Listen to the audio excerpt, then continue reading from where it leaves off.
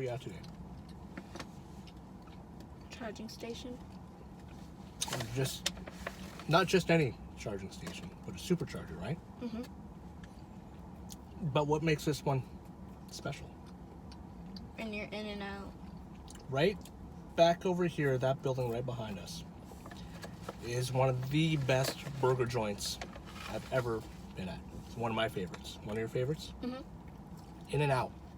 If you haven't had In-N-Out before, you're totally missing out. This is one of the best burgers that you can eat.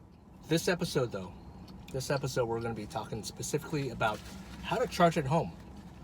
But we're not going to get into that just this second because I want to have more fries. All right, we're back at home. And today we're going to be talking about charging your car at home. Now, depending on where you live, it might be pretty easy to get access to an outlet at home. Half of the country lives in apartments, and it might be really tough to get your landlord to install a 240 volt outlet or even a 110 outlet at your parking spot. It's really, really tricky in my personal experience. We lived in an apartment, my wife and I lived in an apartment for less than a year, and we shared a charger, GE chargers, with maybe 4 or 5 other EV drivers. A couple had Teslas. I had a Chevy Volt at the time, and there was a BMW and Nissan Leaf, all sharing in our building one GE charging spot. So that was really tricky. And I did talk with our landlord multiple times about, hey, is it possible to add an outlet, just an outlet, at our parking spot? And they dragged their feet. Generally, from what I understand, depending on where you live, it should be doable for landlords to add an outlet at least to your parking spot. But again, in my experience, really super difficult, and it's changing nowadays. There are a lot of urban fast chargers. I just went to Whole Foods that had a DC fast charger. I've seen plenty of level 2 chargers. Those are 240 volt chargers at Targets and all over town pretty much. So it's getting easier for EV drivers to charge while we're on the go, while we're doing regular errands, while we're shopping, doing things like that. Homeowners, though, probably have it best because we can do whatever we want with our homes, add 240 volt outlet like we have in our garage, and I have a Clipper Creek high-speed charger. So, but do you absolutely need 240 volt? Most of the time I'd say yes, but it really depends on your driving needs. Okay, so I'll give you an example of our family, because my wife and I have two completely opposite needs. My wife drives 90 miles every day. Okay, that's a huge amount, but that's kind of expected in the Bay Area, where commutes are insane and the drives are just out of this world. It's unbelievable. So she drives 90 miles each day, and obviously that requires a lot of electricity. Okay, I, on the other hand, drive only 20 miles round trip every day. Drive to bar, pick up the kids on the way back home, and that's a short 20 miles at most. So I can get by with a 110 volt outlet in the garage, because 110 is going to add about 4 to 5 miles per hour I'm plugged in. But my wife, though, she definitely needs a 240 volt charger, because that's going to provide 20 to 30 miles of added range every hour she's plugged in. So overnight she's plugged in, good to go for the next day. Piece of cake. I probably need to charge only twice, 3 times a week on a 110 outlet. So not a huge deal for me.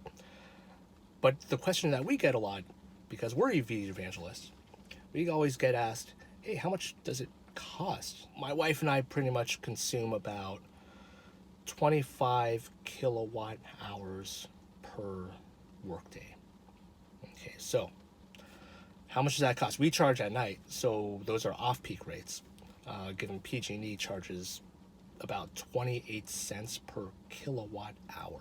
So 25 kilowatt hours every night times 28 cents per kilowatt hour comes out to a grand total of $7 per day for our 110-mile daily commute.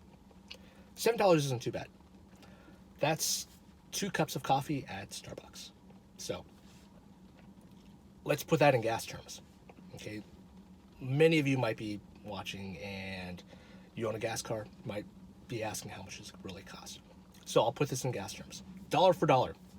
Keep in mind, $7 of electricity for us equates to our 110 miles of driving. $7 on gas will not get my wife to work.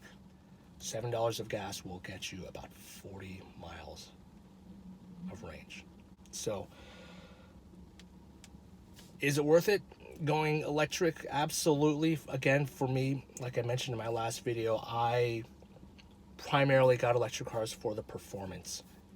Environmental benefits were kind of secondary. Not saying it's not important, but those were secondary needs. The costs are realized at the tail end.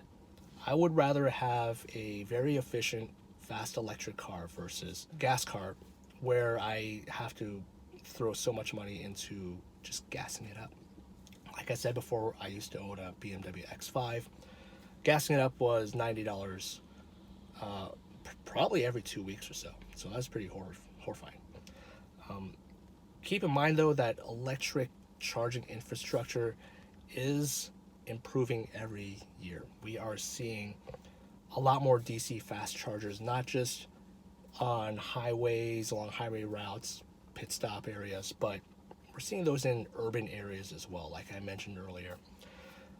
I just went to Whole Foods and they have DC fast chargers.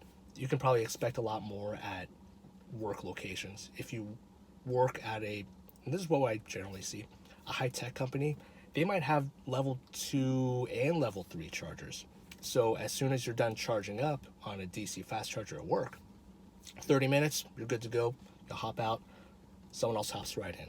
So that can be doable if you do not have access to a charger at home and you're an apartment dweller. So we're seeing a lot more options these days. And let me know your situation, though. Let me know if you're especially an apartment dweller who might not have access to a charger, level 2 charger. How are you doing? How are you managing? Let me know in the comments below. Don't forget to like, subscribe, and share my videos. And I will see you in the next episode. Take care.